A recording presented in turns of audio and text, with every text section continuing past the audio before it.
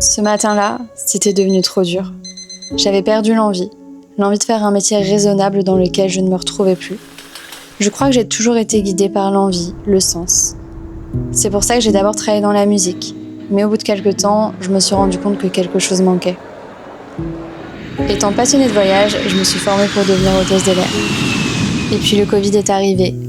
Les recrutements se sont arrêtés. Je suis arrivée presque par hasard dans un cabinet de recrutement. J'y suis restée plusieurs années. J'avais un bon salaire, une équipe que j'appréciais. Sur le papier, tout allait bien. Puis est arrivé le moment où j'avais de plus en plus de mal à trouver du sens à ce que je faisais. J'essayais de me convaincre que j'avais de la chance, mais au fond, je savais que je n'étais plus à ma place. Alors j'ai arrêté. Je me suis cherchée. En réalité, je crois que je me suis surtout retrouvée.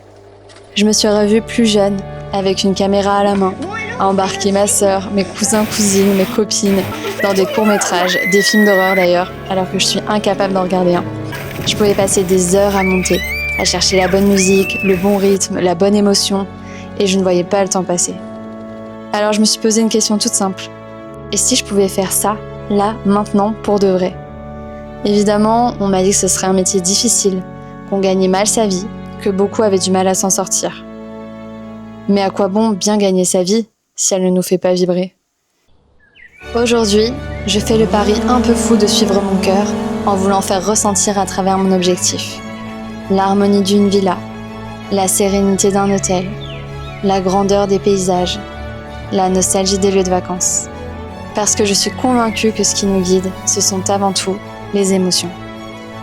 Avant de pousser une porte, on cherche surtout à savoir ce qu'on pourra ressentir en étant là. Moi, c'est Pauline. J'aime filmer, mais par-dessus tout, j'aime faire ressentir.